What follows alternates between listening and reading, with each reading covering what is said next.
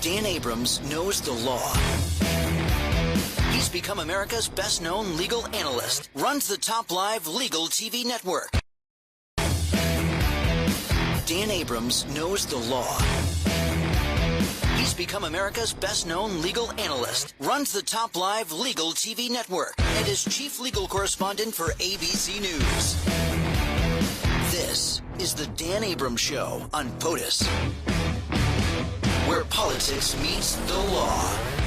Hey everyone, welcome to the show. Before I get to today's topic, we are certainly keeping an eye on the U.S. Capitol on lockdown this afternoon after someone apparently rammed into at least two officers. There was gunshots at the Capitol. They've been covering it here on POTUS, and we're waiting for any more information that we get. We know that a person was shot. The condition of the victim is not known, etc. So we will be keeping you up to date if there's any developments on exactly what happened there, because obviously that's a big story. In the meantime, I'm going to move forward with the topic that I had prepared for today, and that is the Matt Gaetz story. And there are basically four key articles. I did a bunch of research on this, and there are four key articles that tell you just about all the key facts you need to know about what's going on. One is from the New York Times. One is from the Daily Beast. One is from the Washington Examiner. And one is from CNN. And that's the order I'm going to do them in two. I would say the CNN one is of the least importance of the four. But to understand the story, you have to go through sort of what we know, all right? And what we know is that a Justice Department inquiry into Matt Gaetz is said to be focused on cash paid to women. And the New York Times had a story that broke at first thing this morning, 12:09. I was getting text messages from GMA at 4 in the morning to see if I could come on this morning. And, of course, I woke up and they said, thanks, Dan. We're good actually now. And it connects back to this former tax collector in Seminole County, Florida, Joel Greenberg, who was indicted last year on a federal sex trafficking charge and other crimes. He apparently initially met these women through websites that connect people to go on dates in exchange for gifts, fine dining, travel, and allowances.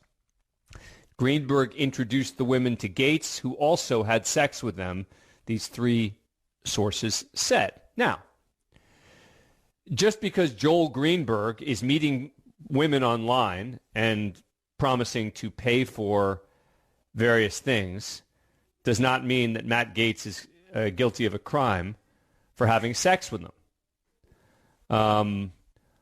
One of the women who had sex with both men also agreed to have sex with an unidentified associate of theirs in Florida Republican politics, according to a person familiar with the arrangement. Mr. Gaetz has denied ever paying a woman for sex. Here's where the part for Matt Gaetz gets a little dicey. The Justice Department is also examining whether Mr. Gaetz had sex with a 17-year-old girl and whether she received anything of material value, according to four people familiar with the investigation. The sex trafficking count against Greenberg involved the same girl, according to two people briefed on the investigation.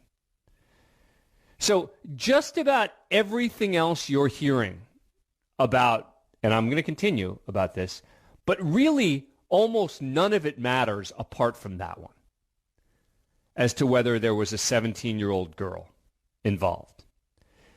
The authorities have investigated whether other men connected to Gaetz and Greenberg had sex with a 17-year-old. The Times has reviewed receipts from Cash App, a mobile payments app, and Apple Pay that show payments from Mr. Gaetz and Greenberg to one of the women and a payment from Mr. Greenberg to a second woman.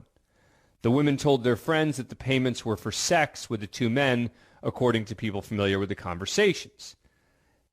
Again, I'm unclear whether one of the women, I assume, is not the 17-year-old. And so let's assume for a moment that Matt Gaetz did pay to, whatever. He's offering hotel and flights and this and that, and the expectation is for sex. That in and of itself, at worst would be a minor violation, not a serious crime, not a FBI investigation. In encounters during 2019 and 20, Gaetz and Greenberg instructed the women to meet at certain places and times, often at hotels around Florida. They would tell them the amount of money they're willing to pay. One person said they also paid in cash. Some of the men and women took ecstasy, according to two people familiar with the encounters. In some cases, Mr. Gaetz asked women to help find others who might be interested in having sex with him and his friends, according to two people familiar with those conversations. Again, disgusting, but not a crime. The FBI's questioned multiple women involved in the encounters, including as recently as January, to establish details of the relationships. No charges have been brought, and his criminal exposure is unclear. Now, the statement from Matt Gaetz is Matt Gaetz has never paid for sex. Matt Gaetz refutes all the disgusting allegations completely. Matt Gaetz has never been on any such websites whatsoever. We'll see. The Times correctly points out it is not illegal to provide adults with free hotel stays, meals, gifts. But if prosecutors think they can prove that the payments to the women were for sex, they could accuse Mr. Gaetz of trafficking the women under force, fraud, or coercion. For example, prosecutors have filed trafficking charges against people suspected of providing drugs in exchange for sex because feeding another person's drug habit could be seen as a form of coercion. Well, that's a lot of ifs there, right? I mean, bottom line is that if prosecutors can prove that Mr. Gaetz was doing this under force, fraud, or coercion, I haven't seen anywhere that there's evidence of that yet. And as all you all know, I try and focus on what's the evidence that we know. So let's assume for a minute that Matt Gaetz, that there's some sort of documentary evidence that he was paying these women to come to this place or that place. He was promising them money. Let's assume for a moment, he denies it, but let's assume for a moment that it's true. I still don't know that that's a crime. And again, local prostitution, John laws, etc. But it is a violation of federal sex trafficking to provide someone under 18 with anything in exchange for sex. Conviction carries a 10-year mandatory minimum sentence.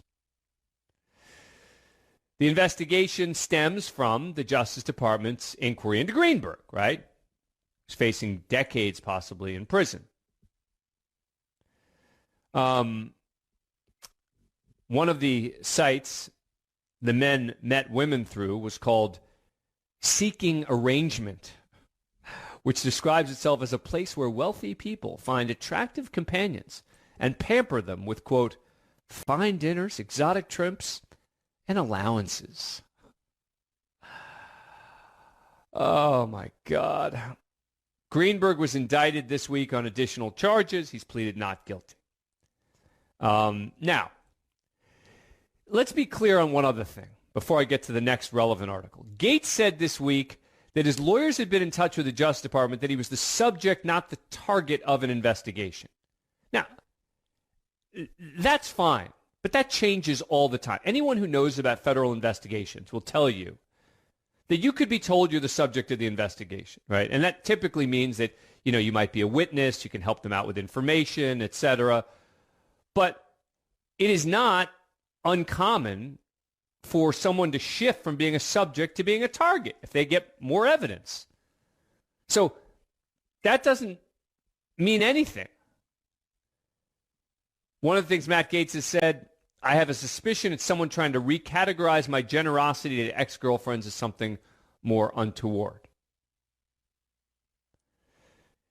And then there's the Gates effort to claim that this was an extortion plot. And I'll read from the Washington Examiner on that in a moment. And that relates, because I have no guests, so I'm going to be having you guys weigh in on this. But there's this guy, Robert Kent, former Air Force intelligence officer, runs a consulting business, and this real estate developer named Stephen Alford, who's been convicted of fraud, approached Gates' father, Don Gates, about funding efforts to locate, Robert Levinson, the American hostage in Iran. They suggested to Don Gates that Levinson's successful return could somehow be used to secure a pardon for Matt Gates if he were charged with federal crimes. So it does seem that there is some truth to that. Gates hired a lawyer, contacted the FBI. Gates' father did. Matt Gates said his father wore a wire, taped a meeting, email exchange between Gates and the Justice Department appears to confirm he was cooperating with the FBI. Now, this guy Kent denies Gates' assertions, and here's what he's saying. He said he heard rumors that Matt Gates may be under investigation and mentioned them only to sweeten his proposal. I told him I'm not trying to extort, but if this were true, he might be interested in doing something good. Before I go on, let me just let you know that apparently the suspect involved in the U.S. Capitol incident is dead, law enforcement say. This is a guy who rammed into a couple of Capitol police officers, and some of them may be injured. This guy's dead. I'm much more concerned about the Capitol police officers, to be honest with you. I want to make sure hope that they're okay. So we'll keep updating you on that as time goes on. So it sounds like what's happening is that this guy Kent is kind of admitting that he made these comments about, well, maybe you can get a pardon.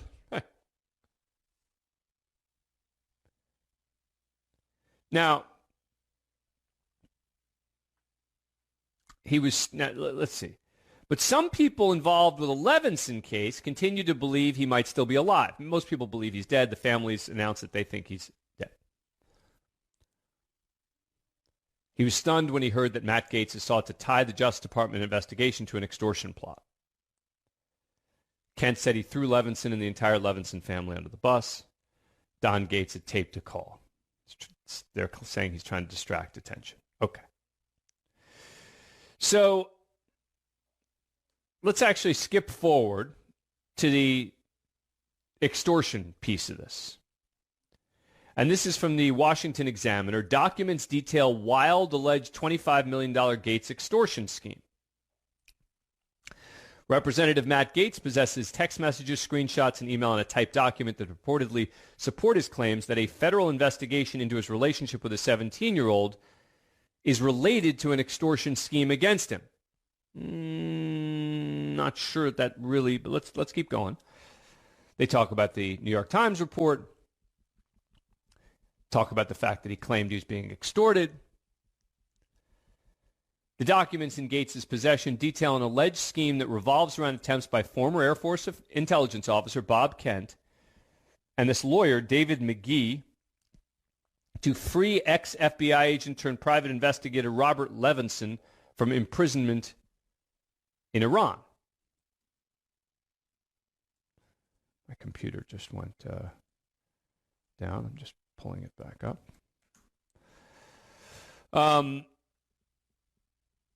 And then screenshots provided to the Washington Examiner show a message that his father, Don Gates, a former Florida State Senate president, said he received from Kent on March 16th.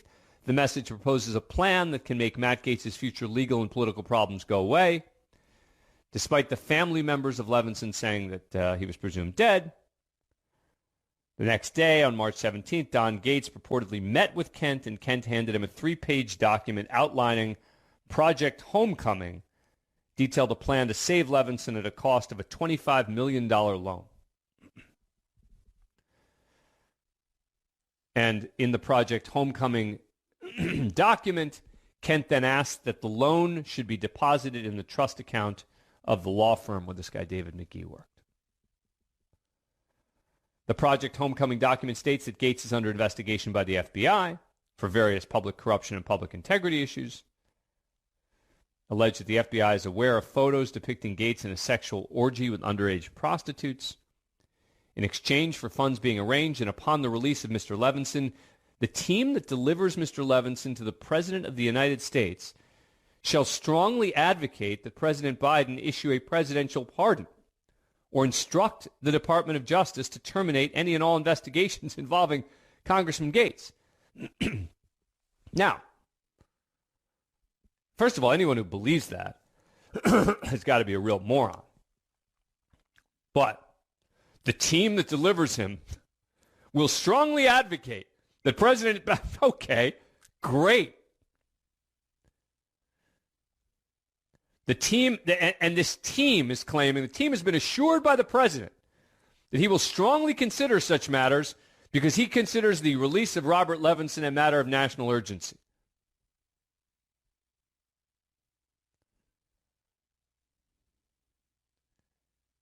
McGee has, of course, denied anything, calling the extortion claims completely false. The FBI did acknowledge in an email, apparently, that they were working with Don Gates. The FBI is not asking Don to voluntarily and proactively assist in their investigation. Sorry, my client, this is from a letter from Don Gates' lawyer. The FBI is not asking Don to voluntarily and proactively assist in the investigation, which Don is willing to do. Please confirm that your office and the FBI would like Don's assistance in this matter. He'll be working at the government's request, and they confirmed that they were working with him. Now, all of this, right? I mean, both these things could be true, which is that there's a serious, real investigation of Matt Gaetz, and that some knucklehead asked him if he wanted to help free Levinson. And we'll strongly advocate that the president give you a pardon. Okay, all right. But then there's this Daily Beast story.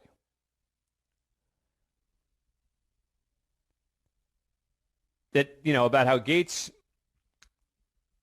came to investigators' attention after alleged off-hour visits to this Florida guy, Greenberg.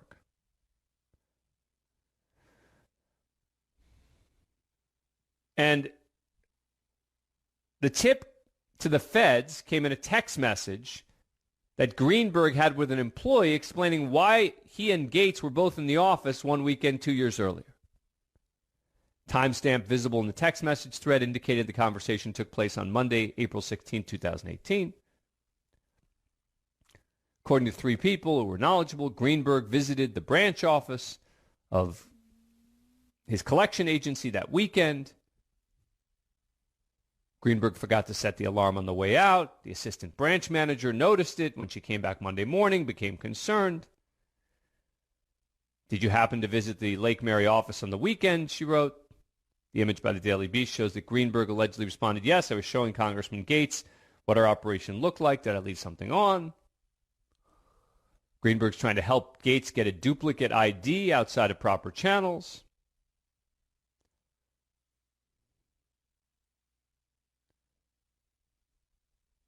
When Greenberg later came under investigation by the Secret Service for identity theft and stalking, agents approached former employees at the tax office to obtain proof of the public official's activities.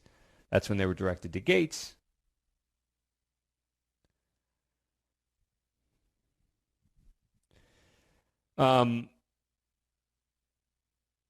So that's how they got to Gates. And now a lot of, officials are dishing on Gates, right? This is the CNN article, which I said is the least important of these. And then I'll take your calls, by the way. Curious your thoughts. If you want to talk about the incident at the Capitol, we can talk about that as well at 866-967-6887. But the CNN story is that Gates showed nude photos of women he said he'd slept with to lawmakers. Now, let's be clear, this has nothing to do with the legal challenges he's facing. It just would make him a really disgusting human being. It's true. Gates allegedly showed off to other lawmakers photos and videos of nude women he said he had slept with.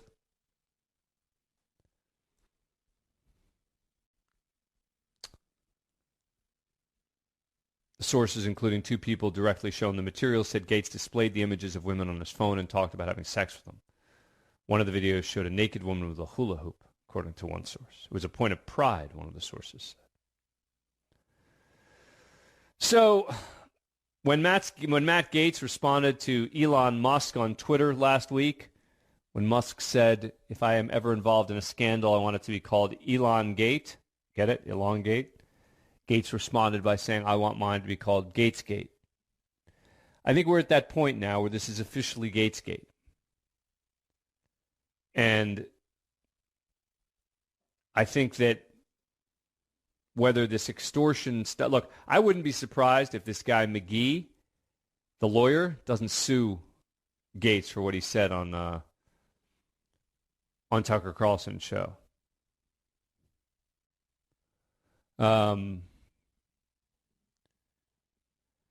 So let's take some of your calls. It looks like they're going to have a press conference at 2:45 for what happened at the Capitol. If they do that, we'll go to that live, all right? Because this is a big deal, and I really want to know what happened as well. Let's take a couple calls, take a break, take one more break before the press conference. Let's go to Lisa in Florida. Hey, Lisa, how you doing? What's going on? Lisa, you there? All right. Maxine, Colorado. Hey. Hi, Dan. How are you? Good, thanks. What's up? It's a gorgeous day here in Colorado, 70 degrees and sunny. Anyway, I've listened to your coverage the last couple of days, and one of the things that I think is really interesting is when Matt Gaetz referred to the 17-year-old, he said a 17-year-old woman. Now, I have a 15-year-old who's almost 16-year-old, who's almost a 16-year-old.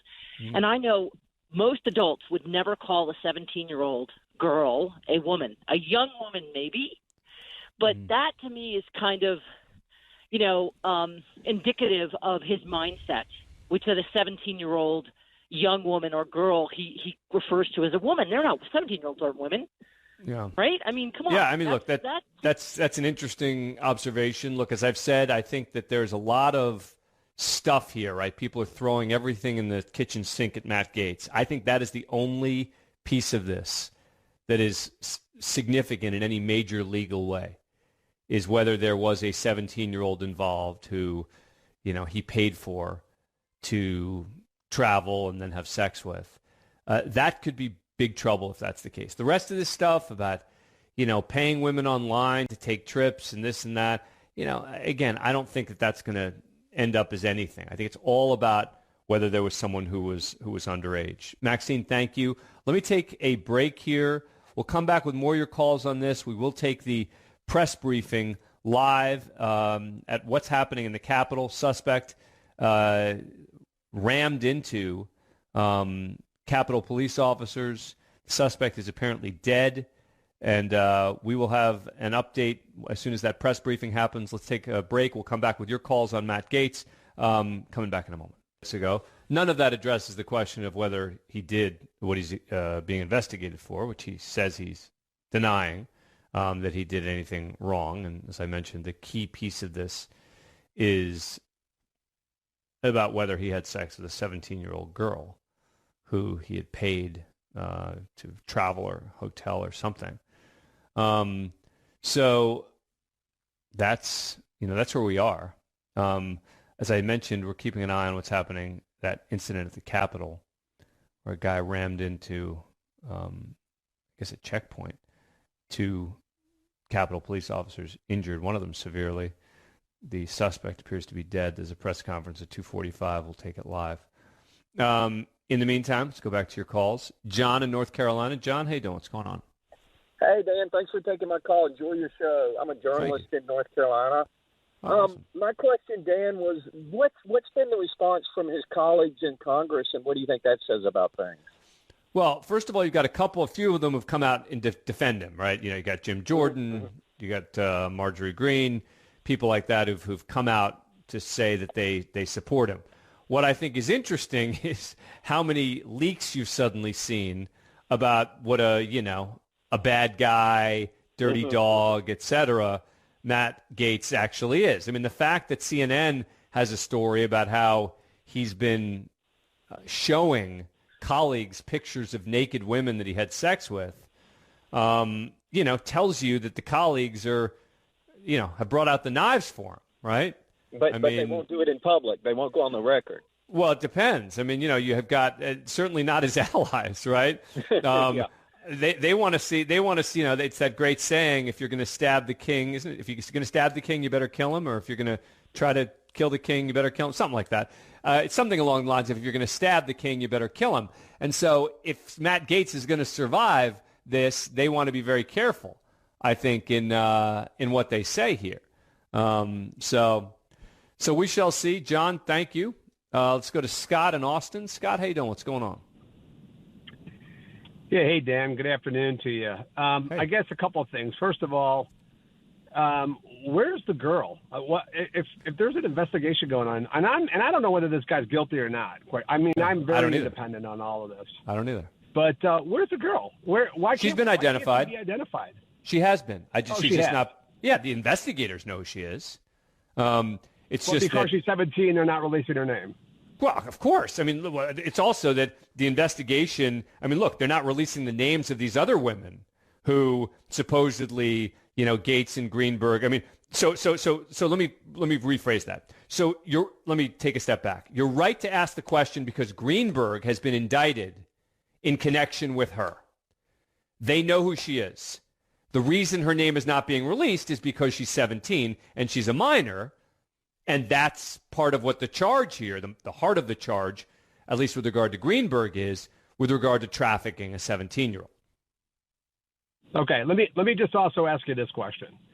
And again, I'm about as neutral from my political standpoint as I possibly can be.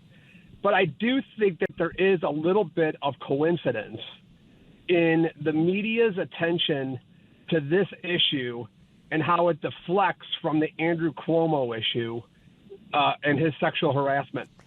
And I know you've covered it, so I'm not ripping on you specifically, Dan, but I do think that there's some correlation there. Until more information comes out about Gaetz. But here's the thing. None of the Cuomo allegations are criminal. Maybe there's one. The one which was an anonymous source in Union said that he put his hand up her leg, which should be criminal, right, if it was an unwanted. But nothing is near the level of trafficking a 17-year-old for money and having sex with her, right?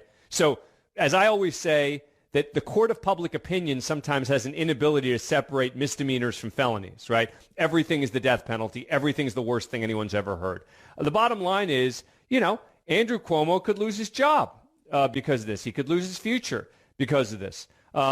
We shall see. There's an investigation ongoing, but it's not a criminal. I mean, there was a criminal referral in Albany, but I don't know that that's going to become anything. This is very different from an allegation of a 17-year-old and trafficking her to have sex. Yeah, fair point. And I guess I am a part of that court of public opinion to some degree where I'm just willing to lump everything into one category. I think both Cuomo's issue and Gaetz' issue is really, at the end of the day, none of my business. I mean, as long as and again, one's a Democrat, one's a Republican. If you can effectively do your job deal with your wives on these issues, and other than the criminal factor of it, I get it. Yeah, what about the this? Gates? And if Again, there is criminal activity, then I get yeah, that. the 17-year-old factor. The 17. This is why I said in my description of this that I don't really care. I'm with you on. I don't care if Gates is, paying some adult woman to travel and promising her, money and gifts. I don't care about that. I do care if it's a 17-year-old. And that's, fair enough. Okay. So anyway, Scott, thank you. I appreciate the conversation. Thanks. Let's go to Tanya in California. Tanya, what's going on? Hi. It's nice to hear you on this station. I've never heard your show before. Oh. I'm glad to be listening. Well, thank you. I'm so disgusted with the media in general, so I'm happy to hear you today. It sounds to me like Greenberg is trying to, either someone has asked him or he's decided that it would be helpful to him if he could drag down Matt Gates. That's what makes sense to me. Mm-hmm. And there's no proof that he had sex with any of these people. He's been a huge supporter of President Trump. This is this administration's DOJ. Greenberg is guilty or is being charged. And so if they can pull down a huge supporter of President Trump, that would be a feather in their cap. But does the evidence matter at all? The evidence, there is no evidence that he had sex with a 17-year-old. Well, that's not true. They don't know if he had sex with her or not. He could have. No. I don't know, and you don't know, right? We don't know, right? What we know is what they're investigating. But what I'm saying is they have a lot of evidence connecting Greenberg to Gates, and apparently what they're investigating here is whether they have evidence connecting him to having sex with a 17-year-old. And I think you'd agree if there's evidence that Matt Gates had sex with a 17-year-old and paid for whatever it is for her to come have sex with him, you would agree that that's something that should be charged, right? Yeah, but how do you find that out? What do you mean? Like any other investigation. You do it like any investigation. I mean, the notion that somehow, how do you find that out? Well, then no one would ever get charged with these crimes, right? If the answer is, well, we just throw up our arms, we assume that there's never any evidence. You do it like any other case. But this didn't come out until Greenberg was charged, and then Greenberg... Absolutely. And that's the way investigations work, right? Typically, it is one person gets another person in trouble. And that happens. And again, I'm with you. And I want to be very clear on this, because what I'm not trying to do here is, engage in the pile-on Matt Gates, which I think is going on. This idea of CNN with a lead story. I know he showed, pictures of naked women. Look, I find that disgusting if he did it, but it's not criminal. And it's not subject to the criminal investigation. It's definitely, now there seems to be an effort to pile on Matt Gates. But if Matt Gates had sex with a 17-year-old girl, period, and now if Matt Gates paid for a girl who was 17 to travel or to come meet him and had sex with him and Greenberg because they paid him, he should be charged for that. And so I guess you're presuming that of course he didn't do it, and I'm saying I know there's an investigation. Let's wait and see what it turns up or doesn't turn up. But CNN said that President Trump had urinating situations with people in Russia, which was proven completely false. CNN lies. Yeah, CNN lies. Again, this has nothing to do with CNN. This isn't a CNN report. And second of all, CNN didn't report it. That was part of the Steele dossier. And the Steele dossier was definitely discredited, right? But, what that has to do with Matt Gates, I have no idea. They're saying that he showed naked pictures to everybody. Right, but my point is, who cares about that? That's my point. Why would they say that? Because it's probably true. That's why. But my point is that it's not the point. The point is, did he have sex with a 17-year-old? I don't care if he had sex with adult women, and I don't even care if he paid to have them come to hotels or bought them dinner and agreed and paid them on some website. I don't care about that. I do care about the 17-year-old. All right. But Tanya, thank you for listening. I'm sorry you hadn't heard the show before, and I appreciate you joining in some conversation. Let's take a break. We'll come right back with we may have that Capitol Police incident press briefing right out of this break. Oh, they're talking right now? All right, let's go to it live. Chief Yogananda Pittman for the United States Capitol Police.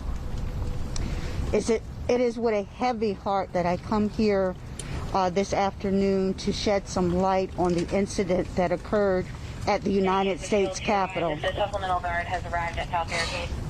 At approximately 1:02 hours this afternoon, a suspect entered what we refer to as the north barricade of the Capitol. The suspect rammed his car into two of our officers and then hit the north barricade barrier. At such time, the suspect exited the vehicle with a knife in hand. Our officers then engaged that suspect. He did not respond to verbal commands. The suspect did start lunging toward U.S. Capitol Police officers, at which time U.S. Capitol Police officers fired upon the suspect. At this time, the suspect has been pronounced deceased. Two U.S. Capitol Police officers were transported to two different hospitals, and it is with a very, very heavy heart that I announce one of our officers has succumbed to his injuries. We are not able to release any information, names, age, date of birth, or anything of that nature at this time, because we still have to notify the next of kin. I just ask that the public continue to keep U.S. Capitol Police and their families in your prayers. This has been an extremely difficult time for U.S. Capitol Police after the events of January 6th and now the events that have occurred here today. So I ask that you keep our U.S. Capitol Police family in your thoughts and prayers. At this time, I'm going to turn it over to the Metropolitan Police Chief, Mr. Robert Conti, for the Metropolitan Police Department's portion of this investigation. Thank you.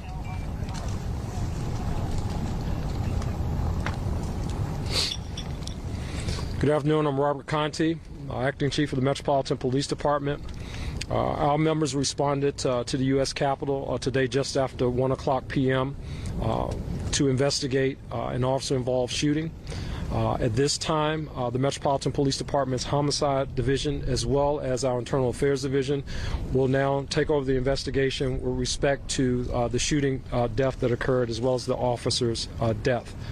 There's not a lot of information that we can release to the public at this time, but we certainly will be working very closely with our partners at the Park Police, at the U.S. Capitol Police. At this time, I just want to extend my deepest condolences on behalf of the entire Metropolitan Police Department to all of the officers at the United States Capitol Police for their service and unfortunately for the loss of life that have occurred here today at the United States Capitol Police. Is there an ongoing threat here on Capitol Hill or in the neighborhood? What can you tell residents that live here as well as folks that work in this area? At this time, it does not appear to be an ongoing threat. Obviously, we're in the very early stages of our investigation. We need to obviously understand the motivation behind this senseless act.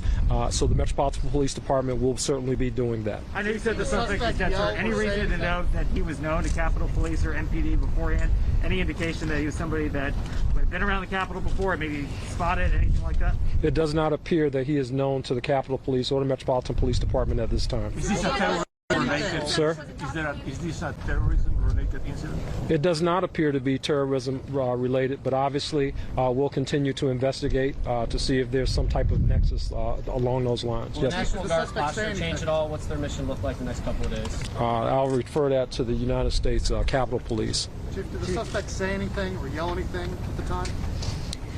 I would say that at this time the investigation is still in its preliminary stages, so we don't have that information and the Capitol Police, as far as its security posture, remains in a steady state at this time. We are very thankful for our National Guard partnership. We do have National Guard on the campus, but the security posture at this time remains the same. Chief, you said that obviously the vote, you're still looking at the motive. I understand that. Any reason to believe that there was any specific target of member of Congress? Was there a specific member of Congress that the suspect may have been trying to go after? Any indication who that may have been, if that was the case? We do not have the suspect on file with U.S. Capitol Police, so there's no indication at this time that there's any nexus to any member of Congress. Can you speak also to any other kind of motive? Yes, ma'am. Drugs or alcohol involved? Do you believe you found any of that in the car? We cannot confirm that, but the investigation is ongoing. All right. I am so mad right now. I want to be very careful not to speculate on what this is related to. All right?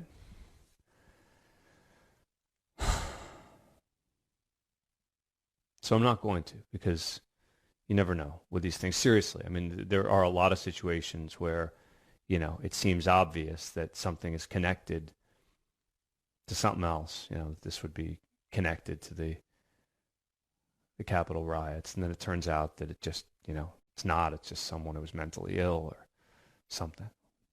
But I'll tell you, there's another Capitol police officer is dead today. If this is connected, if this is, you know, if. So, look, what I don't want to do is, I don't want to go there. I don't want to say how pissed I'm going to be if, because we don't know. I don't know. I know exactly what I just heard just now. What I heard that got me so angry was that a Capitol police officer is dead. And, you know, either this was someone who was, you know, mentally ill. They don't think it was terrorism, although I'd be interested in whether they include domestic terrorism in that definition.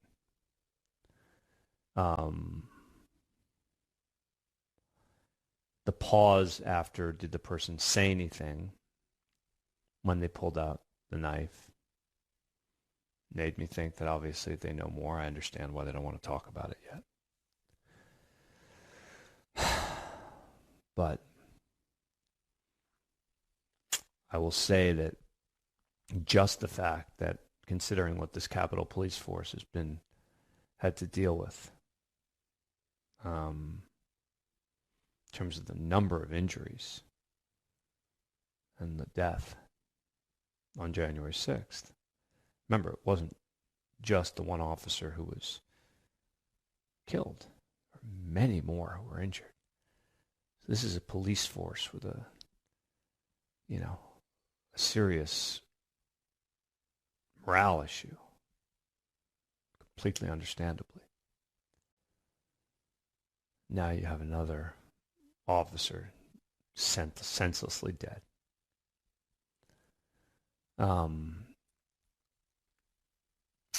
So, and I don't mean this in the sort of typical sort of school marmy kind of way. We shouldn't go there yet. We shouldn't presume, that this is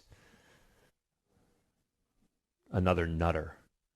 When I say nutter, I don't mean someone who is clinically mentally ill, because I wouldn't refer to them as nutters. I'm talking about someone, I certainly hope this is not someone who believed the lies about the election and decided that he had to take the law into his own hands.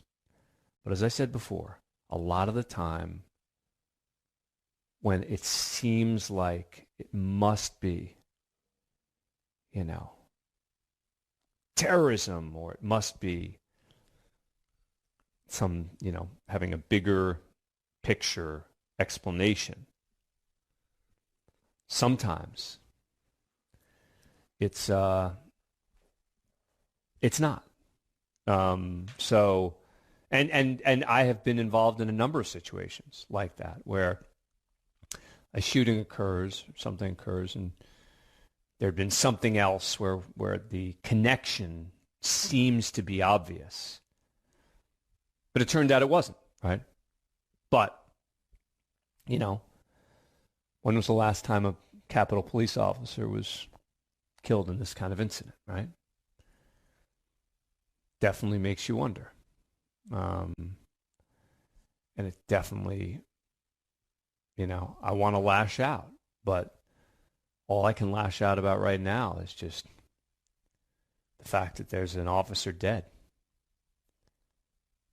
Some guy just rammed into the Capitol to a couple of officers doing their jobs. So again, I say to, you know, to everyone who wants to those who want to demonize police and everything that they do. They do dangerous work every day. Doesn't mean we don't need changes in policing in America. Doesn't mean we shouldn't hold police officers accountable. But it does mean that we got to remember the hard, dangerous work the police officers around this country do every day. I think about it every day. One of the organizations that I donate to every year is a charity called COPS, Concerns of Police Survivors. It's a charity that helps the family members of cops killed in the line of duty. And it's funny because I found them when I forget exactly what I was doing on one of these charity websites where I was looking for different kinds of charities that were very well rated in terms of like how they use their money, et cetera. And since then, I've heard from a number of people saying, well, you know, because I cover legal stories, I cover stories related to police, et cetera. And so I'll be talking to a police officer, let's say the wife of a former officer, say, well, I'm involved with this charity called COPS, which has been so helpful to me in terms of, you know, helping my family get back together after, you know, what happened to us.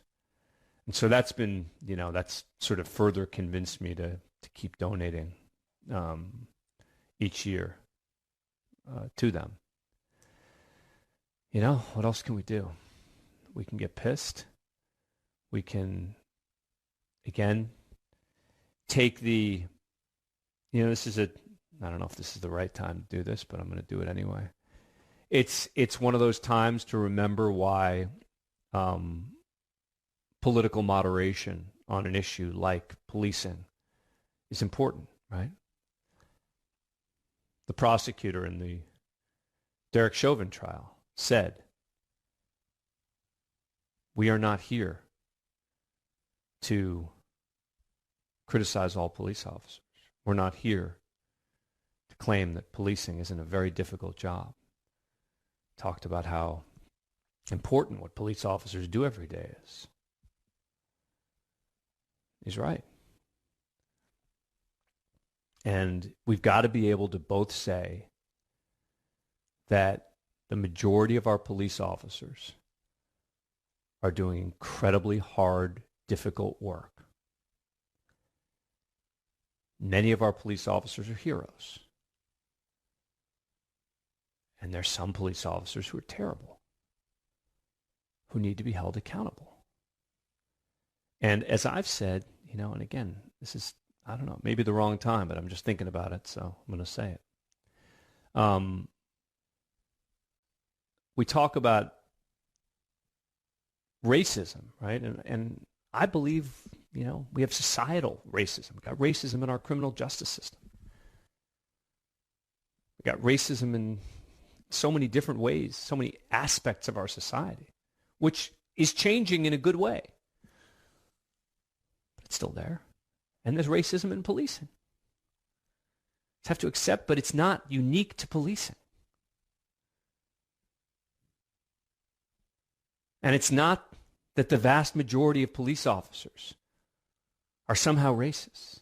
The bottom line is the vast majority of police officers do important, difficult work.